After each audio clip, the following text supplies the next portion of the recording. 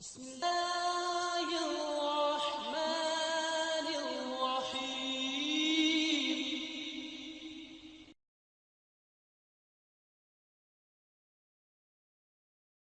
الحمد لله وكفى والسلام. اللهم انفعنا بما علمتنا وعلمنا ما ينفعنا وزدنا علما. سبحانك لا علم لنا إلا ما علمتنا إنك أنت العليم الحكيم. آج ہم اللہ کی توفیق سے کچھ 13ویں اور 14ویں پارے کی پوری تلاوت سن رہے ہیں. اللہ تعالی ہمارا پڑھنا سننا قبول فرمائے اور جو بات ہمیں اس کی سمجھ آئے اس پر عمل کرنا ہمارے لیے آسان اور سہل بنائے.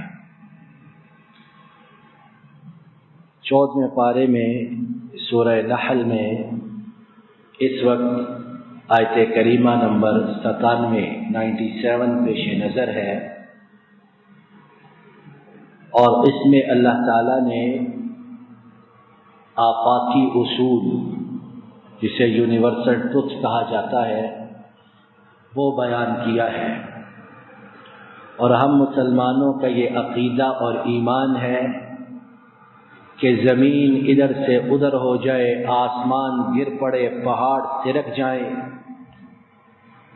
سمندر خشک ہو جائے، دریا ہوا میں تحلیل ہو جائیں، لیکن جو کچھ ہمارے رب نے اس کتاب میں کہہ دیا ہے اس میں ردی برابر کوئی شک و شبہ نہیں ہے. آئیے پہلے آیت کریمہ سنتے ہیں، اس کے معنی کا ترجمہ، اور پھر انشاءاللہ چند لمحات میں وقت کی مناسبت سے اس آیت کریمہ سے کچھ فیض اور فائدہ پانے کی کوشش کرتے ہیں. ارشاد باری تعالی ہے، من عمل صالحا، جس نے کوئی نیک عمل کیا، چھوٹا بڑا کوئی قید نہیں، من ذکر او انثى، چاہے وہ مرد ہو چاہے وہ خاتون ہو، وهو مؤمن، لیکن شرط یہ کہ ہو وہ مومن، مرد ہو خاتون ہو، شرط ایک ہی ہے کہ ہو مومن. فَلَنُحْيِيَنَّهُ حَيَاةً طَيِّبَةً، پس یقیناً بے شک ہم اسے خوشی والی، مسرت والی، حیات سعیدہ والی زندگی عطا فرمائیں گے. وَلَنَجْزِيَنَّهُمْ، اور یقیناً بے شک ہم انہیں جزا دیں گے، اجرہم، ان کے اجر کی، بِأَحْسَنِ مَا كَانُوا يَعْمَلُونَ، بہترین جو وہ کیا کرتے تھے.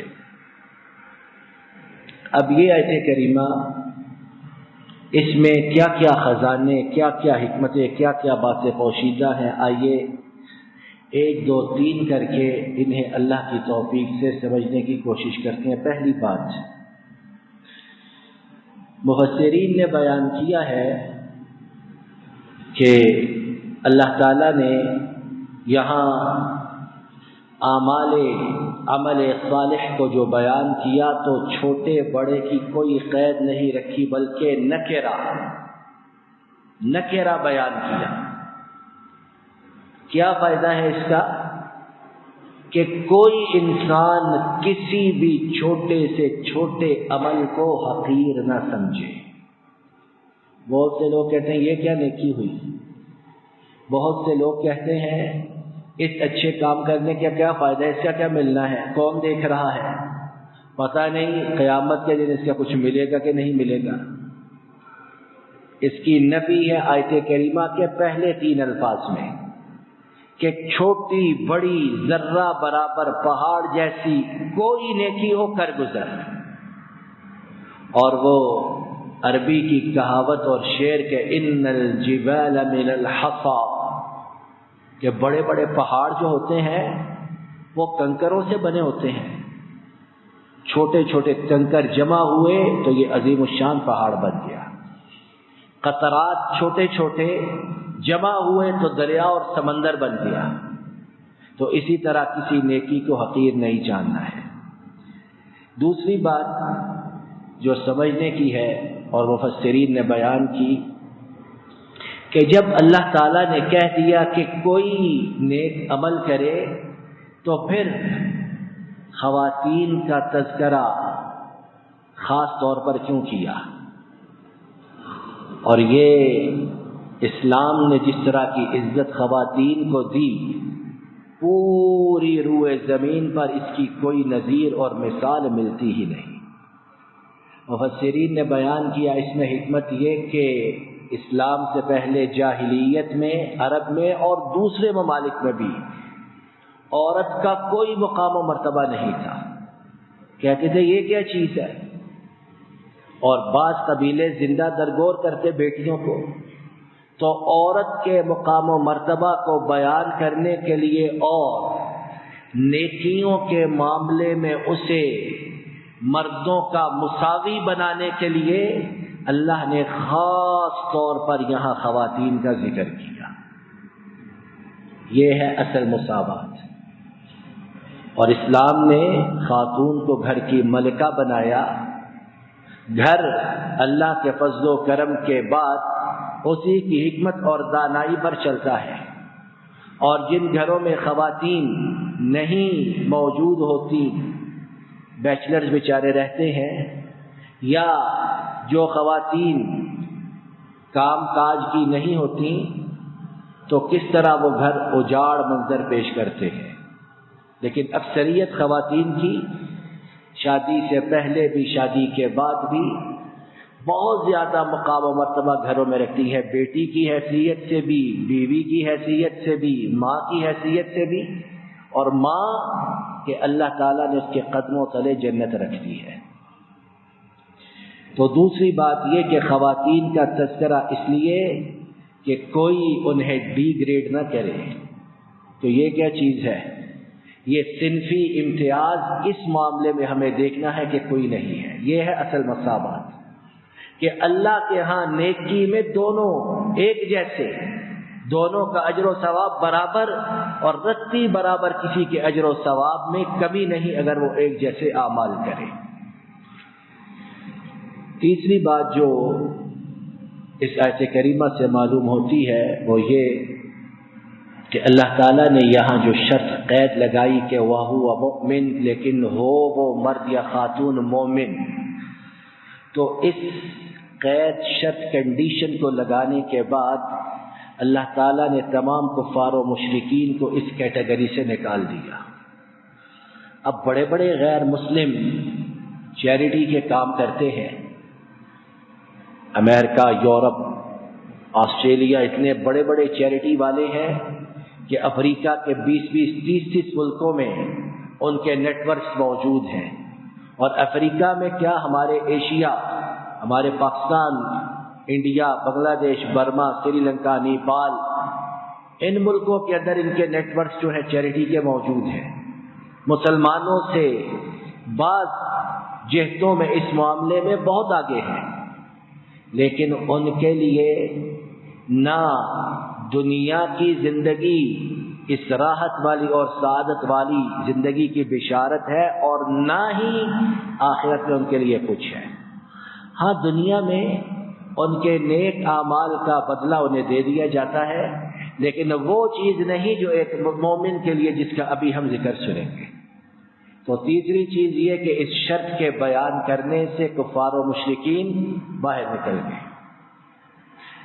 چوتھی بات جو اس آیت کریمہ سے معلوم ہوتی ہے وہ یہ ہے کہ اللہ تعالیٰ نے کہا اور تاکید کے انڈیڈ، نو ڈاؤٹ، اس کے دو صیغوں کے ساتھ، اگر اللہ اس کے بغیر بھی بات کریں تو رتی برابر کوئی شک نہیں، لیکن دو بیان کیے تاکہ کسی کو شک و شبہ نہ رہے، اور کوئی اس بات کو مذاق سمجھ کر، ہلکا سمجھ کر، معاذ اللہ حقیر سمجھ کر سنی انسنی نہ کر دے۔ پوری توجہ یکسوئی کے ساتھ اسے سنو اور اپنے رگ و پے میں اسے اتار لو۔ ہم اسے سعادت والی، خوشی والی، مسرت والی زندگی دیں گے۔ مفسرین نے یہ چوتھا نقطہ اس کے ضمن میں بیان کیا کہ یہ جو حیات طیبہ ہے یہ کیا چیز ہے، اور یعنی اللہ گواہ ہے، اگر مجھے آپ کو اس کا یقین کامل ہو جائے کہ حیات طیبہ نیک اعمال کرنے سے ملتی ہے تو کبھی گناہوں کے نزدیک نہ پھٹکے، اور نزدیک پھٹکنا تو دور کی بات ہے، رات کو سونے سے پہلے بھی 1000 مرتبہ سوچیں کہ سوئیں کہ نہ سوئیں، کہ سونے سے نیکیوں کا وقت چلا جائے گا، کیوں نہ جا کر نیکیاں ہی کرتے رہیں اور حیات طیبہ پالیں۔ مفسرین نے بیان کیا کہ حیات طیبہ چند ایک چیزوں پر، باتوں پر مشتمل ہے۔ ایک یہ کہ اللہ تعالی دل کا اطمینان و سکون عطا فرماتا ہے۔ یہ ارب پتی ہو، کھرب پتی ہو، اس کا مال اسے دل کا یہ اطمینان و سکون دے سکتا ہے، بلکہ عام دیکھنے میں آیا کہ جتنا بڑا کوئی امیر ہے اتنا زیادہ بے چین ہے، اتنی زیادہ میڈیسن استعمال کرتا ہے، اتنا زیادہ اس کے دل میں لوگوں کا، چیزوں کا، مختلف اشیاء کا خوف ہے۔ تو یہ دل کا اطمینان و سکون یہ ایمان کی وجہ سے، اللہ کے فضل و کرم سے، ایمان اور عمل صالح کی وجہ سے۔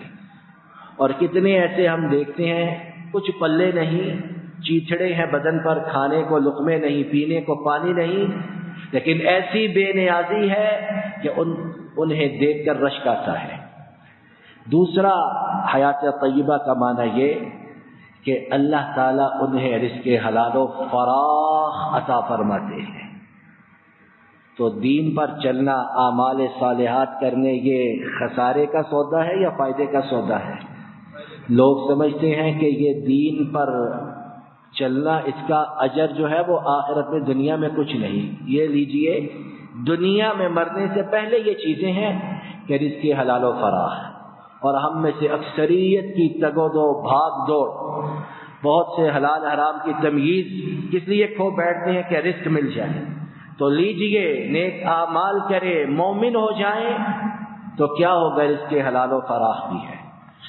تیسرا یہ کہ اللہ تعالیٰ قناعت کی دولت عطا فرماتے ہیں، اور قناعت کی جو دولت ہے وہ ایسی ہے کہ اب الفاظ میں سے کیا بیان کریں، کہ جو کچھ اللہ نے دے دیا جیب میں ہے اس پر صبر بھی، شکر بھی، اور کسی کی طرف آنکھ اٹھا کر نہیں دیکھنا ہے۔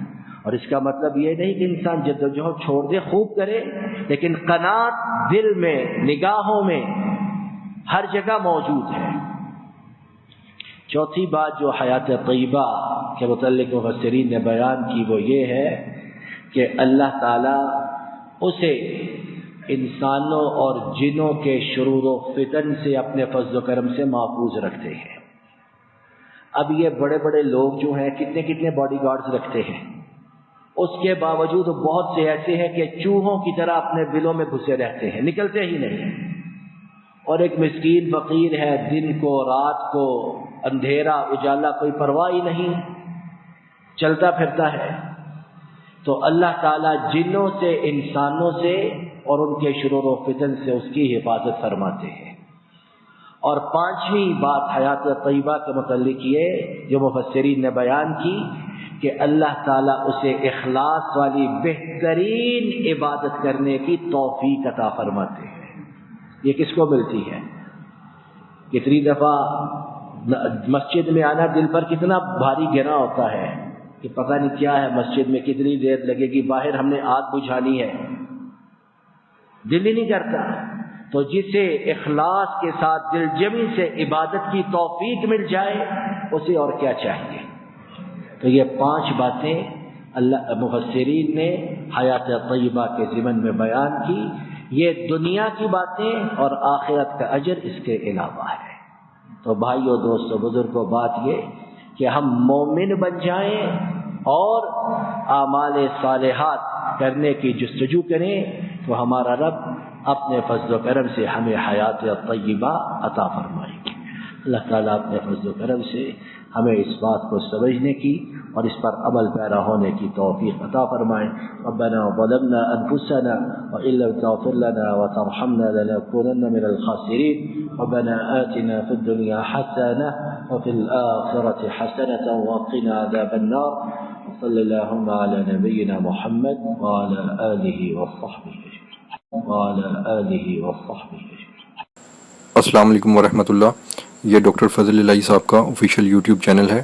اس کو لائک، سبسکرائب اور شیئر کریں اور بیل آئیکن پریس کریں تاکہ نئے آنے والی ویڈیوز کا نوٹیفیکیشن آپ کو موصول ہو سکے. جزاکم اللہ خیر.